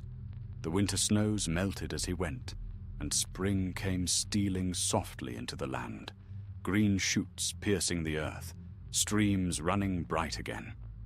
In the quiet valleys he passed small settlements of men who looked upon him with wonder, for they saw in him a strength and grace not of their kind. One evening, as he neared the river Greyflood, he came upon a village built upon a rise overlooking the water. The folk there were wary but kind, and they gave him food and shelter. Among them was an old woman who looked long at him as he sat by the fire. "You are far from home, traveler," she said, "and yet I see in your eyes the light of ancient things. Who are you?" Thorongil smiled faintly. "A wanderer," he answered, "and no more than that." But she shook her head. "No, not a wanderer, a man of destiny. I have seen such before, though few remain in this age. You carry the burden of kings, though your brow is bare." He said nothing, but her words lingered with him long after he left that place. By the time he reached the northern hills of Eriador, the moon had grown full, and the air was sweet with the scent of wild flowers. There, upon a high ridge overlooking the plains of Arna, he paused. In the distance, the ruins of old Fornost rose dark against the sky, the once proud capital of the North Kingdom, now fallen to silence and shadow. He dismounted and walked among the broken stones. Moss covered the walls where kings had once walked, and the wind whispered through empty halls. Here, long ago, his forefathers had ruled. Here too they had fallen, their glory consumed by the slow decay of ages. Thorongil, Aragorn, son of Arathorn, stood alone among their ghosts. He knelt upon the cold stone and spoke softly, his voice carrying through the stillness. "The blood of Númenor is not yet spent," he said. "Though the world forgets, I will not. The line of kings shall endure, even in shadow." From Fornost he turned westward, travelling to Bree, where the lights of the prancing pony shone warm against the dusk. The folk there knew him not, save as a quiet ranger who spoke little and paid in good coin. Yet some whispered that his eyes were older than his face, and that he seemed to walk with a purpose unseen by others. In the corner of the inn, he sat alone by the fire, listening to the talk of travelers, rumors of dark things stirring in the east, of black riders seen upon the roads, of the necromancer's power waxing once more. To most it was idle gossip, but Thorongil heard truth beneath it. When the night grew late, he rose and stepped outside. The stars burned bright over Bree Hill, and the wind carried the scent of rain. Somewhere in the far distance, wolves howled, a sound both lonely and foreboding. He drew his cloak tight and looked toward the east. "The shadow lengthens," he murmured, "but the dawn shall come. It must." And so he passed from Bree, unseen save by the night itself, walking once more into the wild, back to the secret roads of the Dúnedain, to the hidden watch upon the borders of the north. For though the world called him Thorongil no longer, his task was not ended. The time would come when he must stand again before darkness, not as a captain of Gondor, but as a king returned. The stars wheeled silently above him, ancient and watchful, and the wind whispered through the grass as he vanished into the northern night. Spring ripened into early summer across the northern lands, and the wildflowers of Arnor bloomed upon the plains. The air was filled with the hum of bees and the song of running water. Yet beneath the gentle beauty of that season, shadows lingered unseen. Travelers whispered of strange movements upon the old East Road, dark figures by moonlight, hoofbeats heard where none should be, and distant cries in the night that silenced the forest birds. Aragorn, though he bore again the name he had long kept hidden, was already among those shadows. No longer Thorongil, captain of Gondor, But once more the Ranger of the North, he walked the hidden paths of the Dunedain. His cloak was of grey, his step soundless, his gaze keen as the hawk's. Many months had passed since he returned to Eriador, and in that time he had seen much that troubled his heart. The free folk of the north, the farmers of Bree, the herdsmen of the Weather Hills, the fisher folk of Lake Evendim, spoke of wild things stirring in the old ruins, and of strange beasts prowling near their homes. And though few knew it, they were watched and guarded still by the scattered descendants of Numenor's kings, the rangers who walked unseen to keep evil from their doors. One evening, as the sun sank beyond the western hills, Aragorn came to a small encampment deep in the woods of Chetwood. A handful of men sat around a low fire, cloaked and silent, their faces lined by years and weather. When they saw him approach, they rose in greeting. "Chieftain," said one, bowing slightly, "we did not think to see you so soon. There are rumors again from the east." Aragorn returned the nod. "Rumors have weight in these times, Halbarad. Speak." The man's face grew grim. Riders out of the Angle were set upon near the Horwell. 2 slain, 1 taken. Those who escaped swear the attackers were not orcs, but men, hard-eyed, bearing black shields marked with a red hand. They spoke a tongue not known to us, but cruel in sound. Aragorn frowned. The hand of the East grows longer than I feared. Sauron gathers servants even beyond Mordor's reach. We must send word to the Shire's borders, double the watch on the Greenway and near the Barrow Downs. At this, another ranger, a younger man named Dirhael, stirred uneasily. "The Shire," he said. "The halflings live in peace. What threat could come to them from such foes?" Aragorn's gaze was distant, as if he saw far beyond the trees. "Peace is a veil, easily torn. The enemy will seek to creep where none expect him, and though the Shire seems small and safe, its fate is bound to the fate of the world. See that our watch does not fail." The men bowed and began their preparations. Aragorn remained by the fire, his thoughts turning to the south once more, to Gondor's stone walls gleaming under the sun, to Ecthelion kindly face, and to Denethor's proud, questioning eyes. He wondered what tidings now reached them, whether word had spread that Thorongil was gone. Perhaps they had thought him dead. Perhaps Denethor had taken his leaving as betrayal. It mattered little. His task was larger than the pride of men. The next morning, Aragorn set out northward with Halbarat and 2 others, riding swiftly through the woods and over the heathered hills. The days were long, the nights restless. Twice they found signs of passing feet where no friendly men had walked. Ashes from campfires burned with foreign wood, and once the footprint of a heavy boot pressed deep in the mud near the Weather Hills. By the 6th night, they reached the ruins of Weathertop, called Amon Sul in ages past. There, beneath the broken crown of stones, they camped. The moon rose white and cold above the hills, casting long shadows across the desolate land. As they ate their scant meal, Halbarad spoke quietly.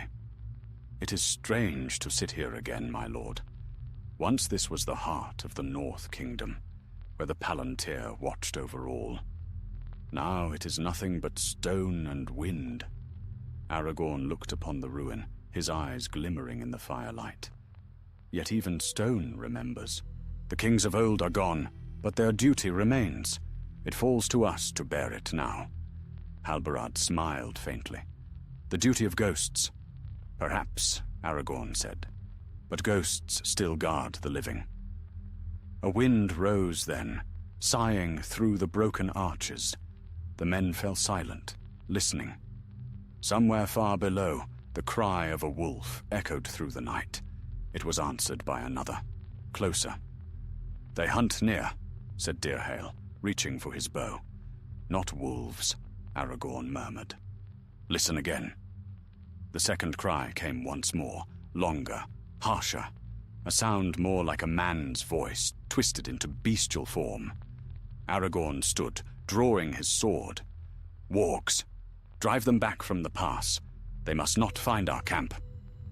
The rangers moved swiftly, taking positions along the ridge. Moments later, dark shapes appeared at the edge of the moonlight. Great wolf-like beasts, eyes burning red, their breath steaming in the cold air. With a shout, the men loosed their arrows. The first of the beasts fell, howling, but more came behind it. Steel flashed, teeth gnashed, and the night erupted into chaos. Aragorn fought at the forefront, his blade cutting clean through fur and flesh. The air was thick with the stench of blood and smoke. One of the beasts sprang at him, and he met it mid-leap, driving his sword deep into its chest. The creature fell lifeless at his feet, and for a moment all was still save the ragged breathing of men. When the last echo of battle faded, the rangers stood among the slain. 2 of their own were wounded but alive. The bodies of the wargs lay strewn upon the slope, and the ground was dark with their blood. Halbarad wiped his blade and looked toward the east. They were driven by something greater. No pack would come this far west alone. Aragorn nodded. "Aye. The enemy's hand reaches even here." These were but the scouts of a shadow yet to come. He turned his gaze northward to where the stars hung low above the hills. "Our task grows heavier, my friend. The world stirs again toward war. We must be its watchmen until hope is ready to rise." Halbarad placed a hand upon his shoulder. "And it will rise, Aragorn. If not in our time, then in yours." Aragorn sheathed his sword and looked once more to the horizon. The faintest hint of dawn touched the sky, cold and grey. "So long as faith endures," he said softly, "the name of good shall not perish." And as the first light broke across the ruins of Aman-Sul, the rangers of the north faded into the mist, unseen and unsung, yet steadfast as the ancient stones that bore silent witness to their vigil. The dawn after the battle at Weathertop rose pale and cold, shrouding the land in mist. The hills were silent once more, save for the cry of crows circling above the slain.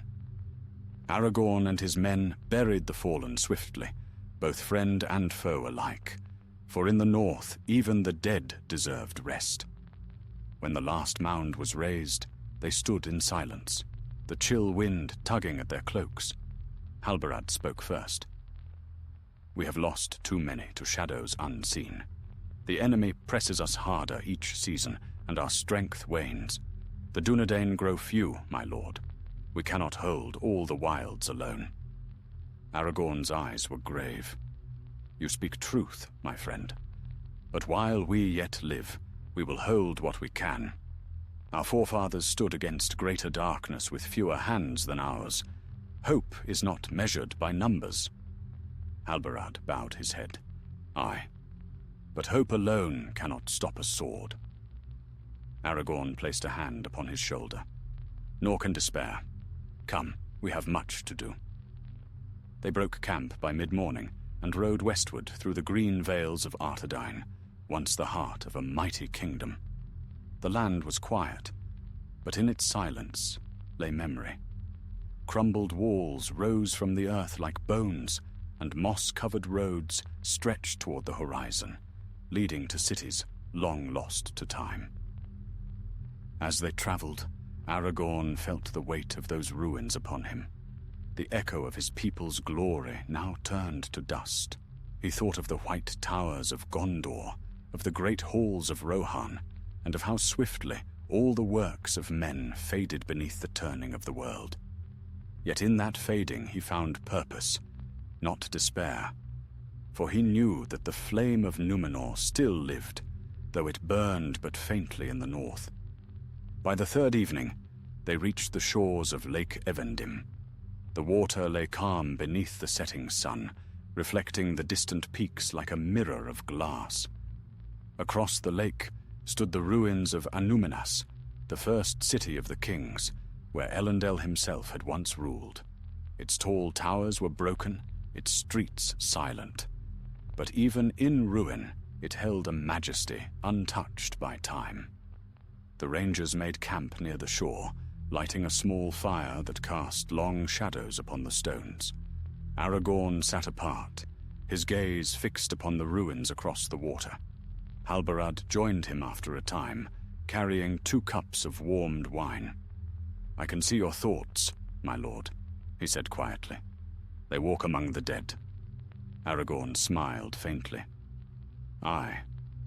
These stones remind me of what was lost, and of what must be regained. Our people have forgotten their kings, but I have not. The line of Elendil will rise again, though the world disbelieves it." Halbarad drank deeply and nodded. "I have never doubted it. Yet the road to that day is long and full of peril. You have seen how the south stirs, and now the east awakens. Even the north is restless. Rumors speak of dark creatures haunting the Ettenmoors and of strange riders passing near the Shire by night." "I know," said Aragorn. "The shadow spreads like a storm before the rain. But storms can be weathered." That night, he could not sleep.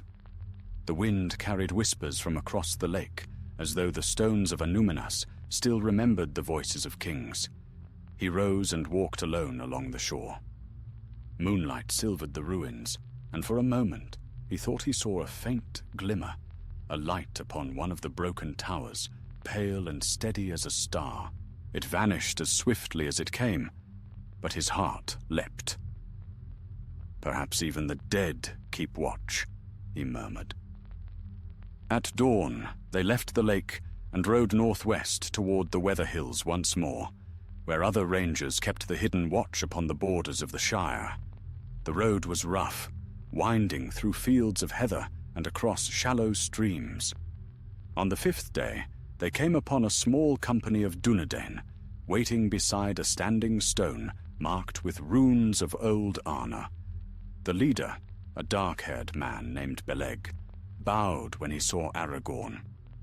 "My lord," he said, "we have held the northern road as you commanded. There has been little movement, save for one thing. 3 nights past, a strange light was seen upon the Barrow Downs. The mists glowed green, and the men who watched swore they heard voices chanting in a tongue they did not know." Aragorn's brow darkened. "The Barrow Wights stir again, then. Evil walks even among the graves of kings. We will ride there at once." They reached the downs by evening. The land was bleak and silent, the air heavy with mist. Low mounds rose from the earth, covered in grass that glimmered pale under the moon. Between them, narrow paths wound like veins through the dark. The rangers dismounted, moving quietly among the barrows. The mist thickened, curling about their feet, and the wind carried a faint whisper, soft and cold. "Stay close," Aragorn said. "They can ensnare the mind as easily as the flesh." Suddenly, a cry broke the silence. Dirhael, who had strayed a few paces ahead, stumbled backward, his face white. From the shadow of a nearby mound, a figure was rising, a tall shape draped in tattered gravecloths, its eyes glowing like pale fire. The wight's voice came low and hollow, echoing like the moan of the dead. "Who disturbs the sleep of kings? Return to dust, mortal, or share their doom." Aragorn drew his sword, and the blade shone faintly blue in the darkness. "I am Aragorn, son of Arathorn, and this land is under my protection. Return to the shadows, spirit of evil, and trouble these hills no more." The wight hissed, raising a bony hand, but Aragorn stepped forward, his voice ringing clear. "By Elendil's name, and the light of the west, I command thee." The creature shrieked, retreating before the brightness of his blade. The air shimmered, and the mist broke apart. For a moment, the wight's form wavered, then faded into nothingness. Silence fell. Derhael sank to his knees, trembling. "I thought I was lost," he whispered. Aragorn helped him to his feet. "You are not lost," he said. "But remember this, evil sleeps lightly in these lands. We keep the watch not for glory, but because no other will." They remained among the downs until morning, ensuring no other wights stirred. When the first light touched the grass, they turned westward once more. As they rode, Halbarad looked to his chieftain. "You have done what few men could, Aragorn. Even the dead obey your command." Aragorn smiled, though his eyes were distant. "Not mine, Halbarad, the command of those who came before me. I am but their vessel, until the time is right." He looked to the west, where the hills fell away into green plains, and the faint line of the Shire could be seen in the far distance.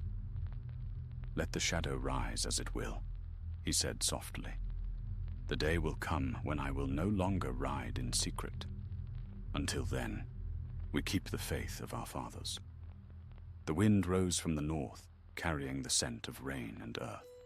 The rangers of the north rode on, silent and watchful, guardians of a fading world, and upon their leader's brow, unseen by all, the faint light of destiny still burned.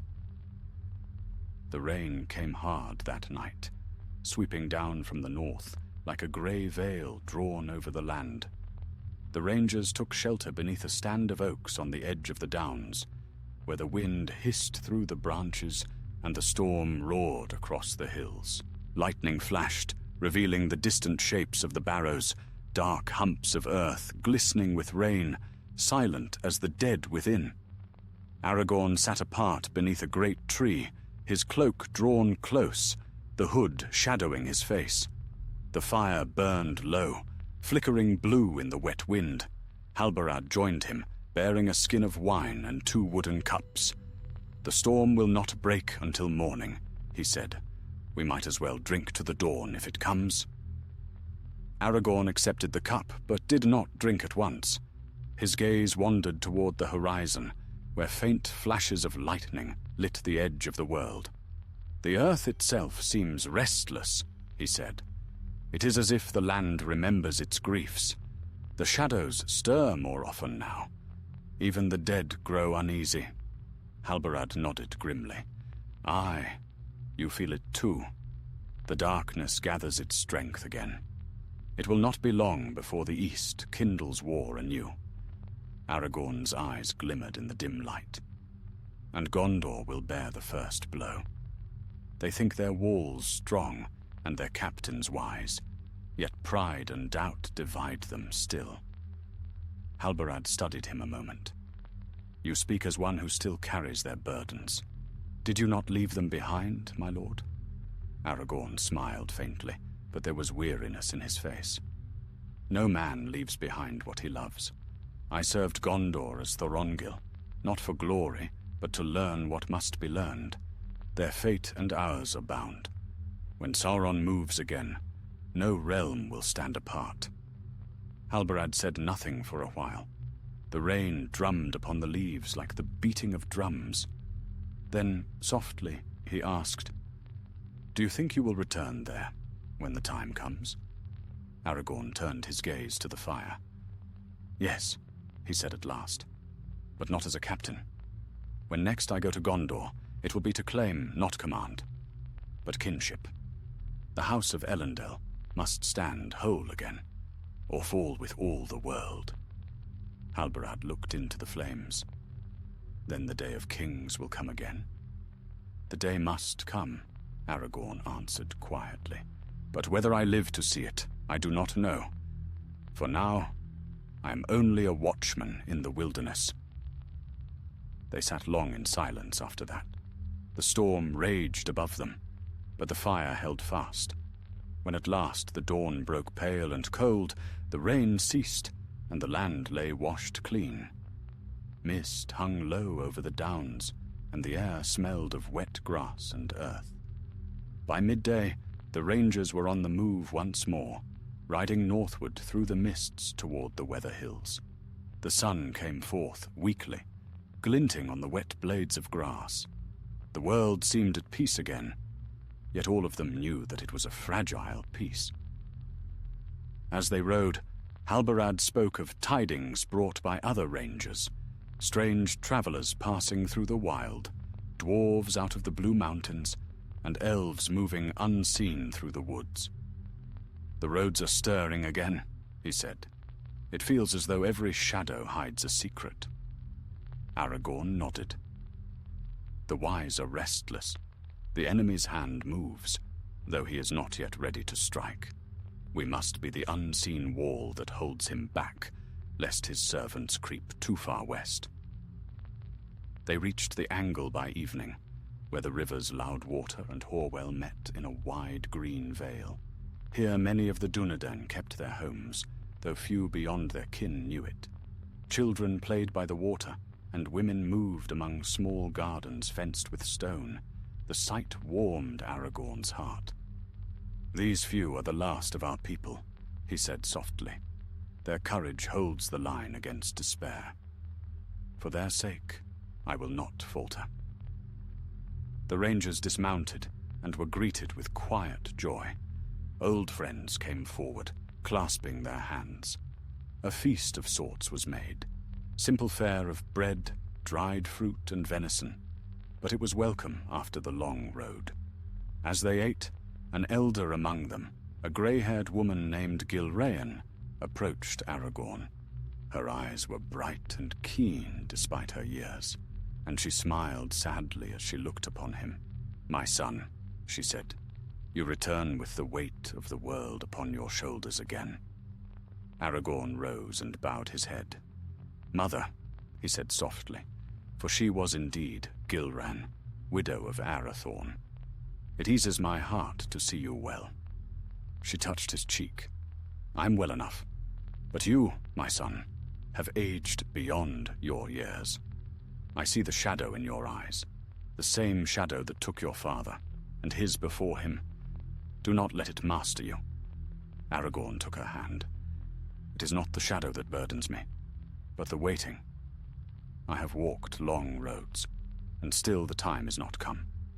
Yet I know that when it does, it will bring both sorrow and light." Gilraen's gaze softened. "You speak as one who has seen his path laid before him." "I have," he said, and his voice was quiet but resolute. "And though I would have it otherwise, I will walk it to its end." She sighed. "Then may the Valar guard your steps, my son, for the world will need you before the end." That night, as the stars burned bright over the valley, Aragorn sat alone upon a high rock overlooking the rivers. The water shimmered under the moon, whispering softly as it flowed westward toward the sea. He thought of the white city far away, gleaming under the same stars. He thought of Ecthelion's steadfast face, of Denethor's pride, and of the silent walls that still waited for their true king. He thought, too, of a gentler light, the memory of Arwen Undomiel, whose laughter lingered in his heart, like the echo of a song half forgotten. Long he sat, unmoving, his thoughts wandering between hope and sorrow. Then, slowly, he rose and drew his cloak about him. "Not yet," he murmured to the night, "but soon." When morning came, the rangers gathered once more before their chieftain. The air was crisp, the rivers bright with sunlight. Aragorn looked upon his people, the few who remained of a once great line, and his heart swelled with both pride and resolve. "Friends," he said, "the darkness rises again. But we are not without strength. Long have we kept the watch, unseen and unsung, yet our purpose endures. While one Dunedain yet lives, the hope of the West shall not fail. Let the shadow come as it will, we will meet it in silence and in honor." A murmur of assent passed through the gathered men and women. Gilraen stood apart, her eyes shining with quiet tears. Aragorn lifted his hand, palm toward the east. In the name of Elendil, in the name of all that was and shall be, we stand. The line of kings still breathes, though the world knows it not. The wind rose, carrying his words across the valley, and though none but the few there heard them, it seemed as if the very land itself stirred in answer, the rivers running stronger, the leaves whispering softly, and the light of morning breaking clear and golden over the hills. And thus, beneath the brightening sky, the watch of the Dunedain continued, quiet as the heartbeat of the north, steadfast, unbroken, waiting for the day when the heir of Isildur would at last come forth, not as a wanderer, but as the king returned. Summer ripened across the north, yet its peace was uneasy. The grass upon the hills grew tall and green, and the rivers ran bright with snowmelt from the misty mountains. But the hearts of men were troubled. The rangers whispered of signs, dark wings seen at twilight, fires upon distant ridges, and messengers who vanished upon the old east road. The shadow, though still far, sent its tendrils forth into every land. Aragorn stood upon a height above the valley of the Angle, the wind lifting his cloak as he gazed toward the east. The morning light fell upon his face, strong and clear, but his eyes were shadowed with thought. Beside him stood Halbarad, ever faithful, his hand resting upon the hilt of his sword. "You look toward the east each dawn, my lord," said Halbarad. "Yet the sun rises red of late. What do you see there?" "Clouds gathering," Aragorn answered quietly, "and not of weather. War moves beneath the horizon. I feel it in the air, in the turning of the leaves, in the silence of the beasts at night. The world holds its breath." Halbarad frowned. "Then we must strengthen the watch. If the enemy's hand reaches even here, the folk of the Shire and Bree will not stand long without us." Aragorn nodded. "See to it. I will ride west myself, for it has been long since I walked among them. The Shire may seem small and untroubled, but the enemy's eye searches ever for the hidden places of peace. I would not have it found unguarded." He left that very afternoon, riding alone through the wild.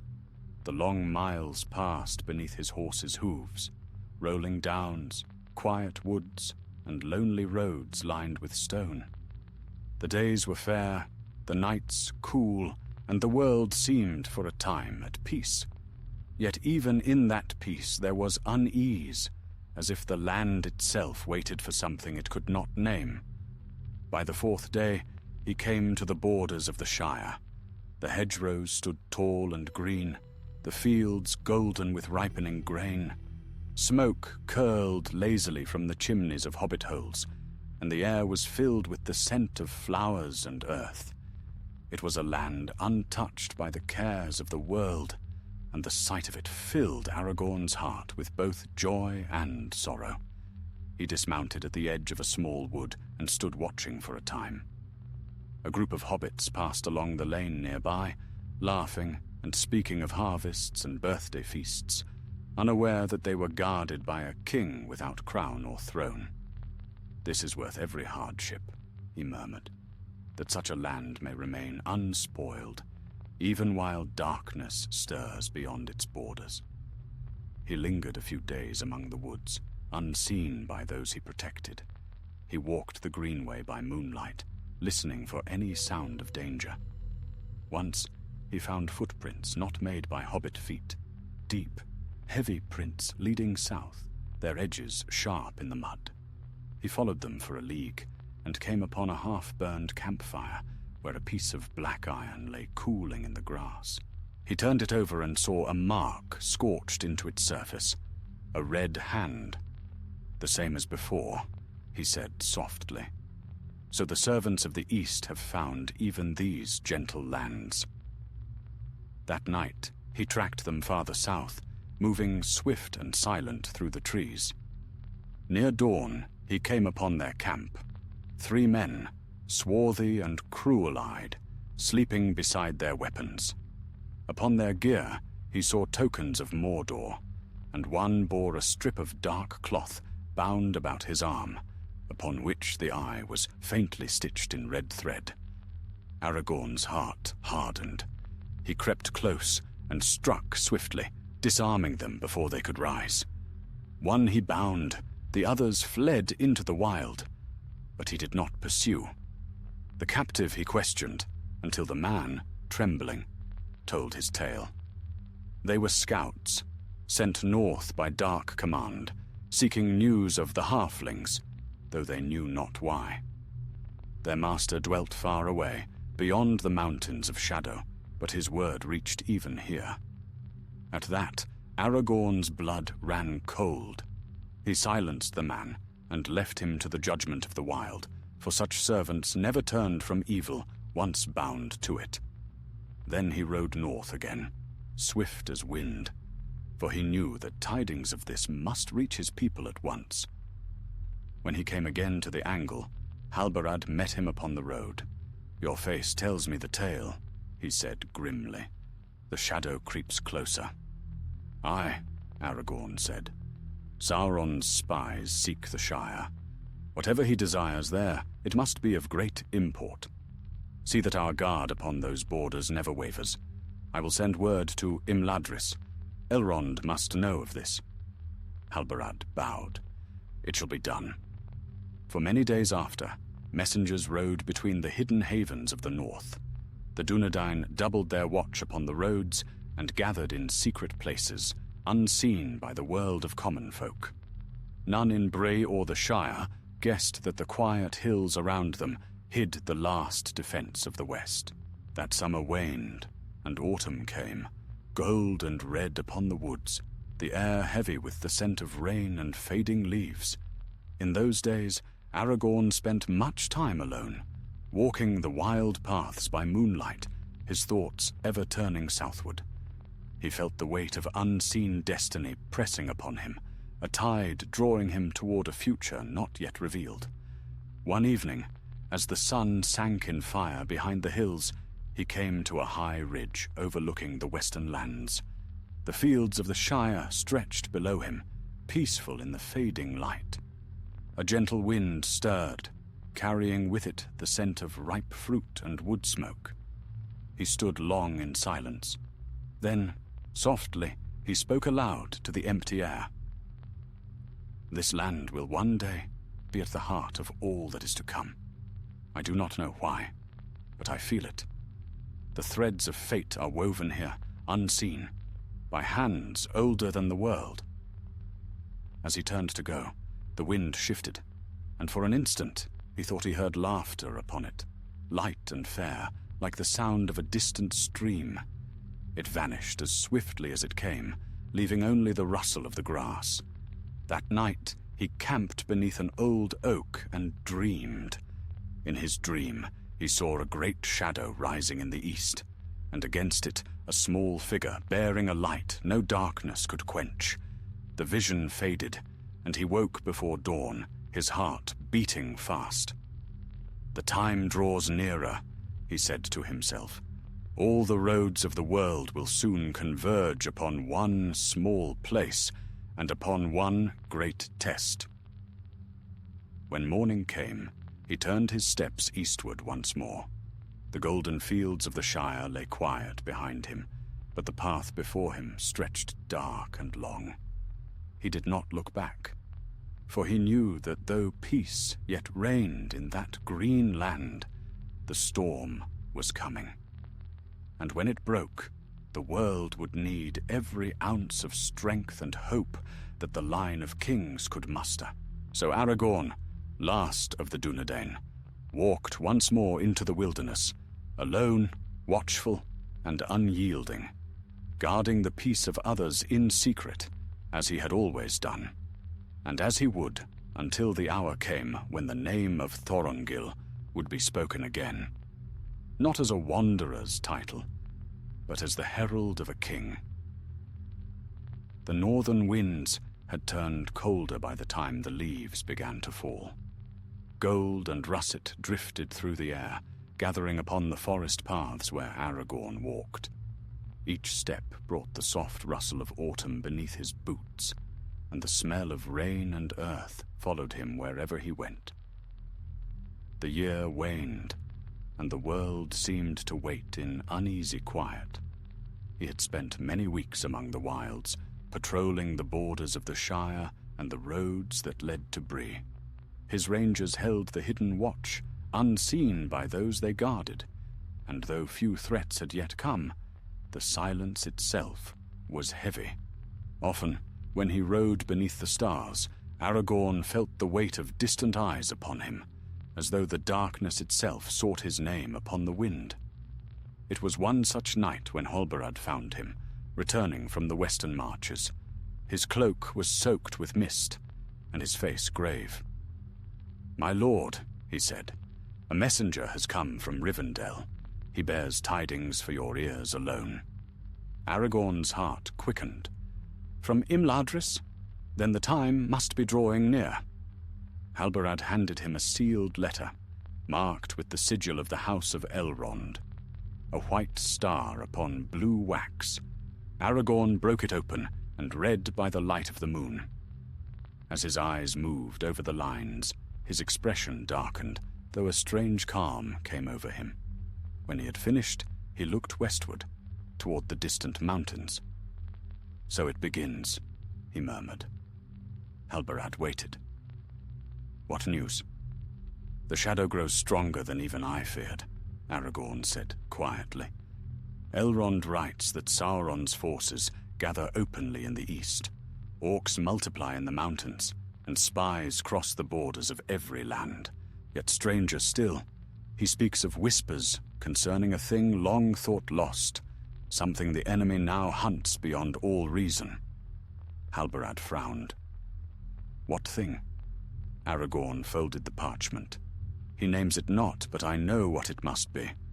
The Great Ring. If Sauron seeks it, the days of secrecy are nearly over. The fate of all Middle-earth will soon hang upon a thread." For a long while they stood in silence beneath the trees, listening to the wind. At last Halbarad said, "Then what will you do?" Aragorn turned to him, and the fire of resolve kindled in his eyes. "What I have always done. Guard what can be guarded, guide who can be guided, and prepare for the day when the world will need me openly. The age of wandering draws to its end, but before that day, I must return to Imladris." Halbarad placed a hand over his heart. "Then I will ride at your side, as ever." Aragorn smiled faintly, and I could ask for no truer friend. Within 2 days they set forth eastward, taking the secret paths that wound through the wild. They passed over the misty moors and through the heathered hills, where the wind sang mournfully in the grass.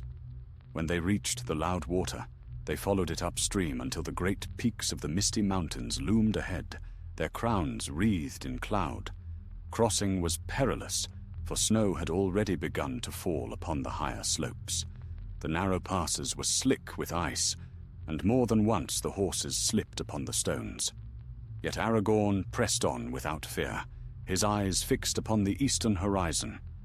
At last, after many weary days, they descended into the sheltered vale of Rivendell. The air there was soft and filled with the murmur of falling water. Golden leaves carpeted the paths, and the sound of singing drifted faintly through the trees. Elrond greeted them at the house's threshold, tall and grave, his dark hair bound with silver. "Welcome home, Estelle," he said, using the name of Aragorn's youth. "Long has your road been, but I knew you would come when the time called." Aragorn bowed deeply. "You sent for me, my lord, and I have come. Tell me truly, are the tidings as dire as your letter claimed?" Elrond's eyes were sorrowful. "More dire still. The servants of Sauron move through every land. Even here in the north they search for something lost. The wise are troubled, for if the enemy finds it, all hope will perish. Yet if it has indeed been found, as some now whisper, it may bring both peril and deliverance. You must be ready for what comes." "I am ready," said Aragorn simply. Elrond studied him, and a shadow of pride touched his ageless face. "You have grown into your fate, son of Arathorn. The blood of kings runs strong in you, and the hour approaches when it will be tested. But tread carefully. Before the crown, there will come a darkness like none before." "I do not fear the darkness," Aragorn replied, "only failing those who depend upon me." Elrond's gaze softened. "Then you have learned what even the wise forget, that true kingship lies not in power, but in service. The world will need that strength soon." They spoke long into the night. Elrond told of secret councils among the wise, of the rising power in Mordor, and of the gathering storm that would sweep over all free folk. Aragorn listened in silence, his mind already turning toward what must be done. When at last he left the hall, dawn was breaking beyond the mountains. He went out into the gardens where the river sang, and there he found Arwen Undomil, standing beneath the boughs of a golden tree. Her hair shone in the morning light, and her eyes were deep as starlit pools. For a time he stood watching her, as one who beholds the first light after long night. She turned and smiled. "You have returned, Estelle. I knew you would." "I could not stay away," he said softly. "The world darkens, and I would see the light once more before I walk again into shadow."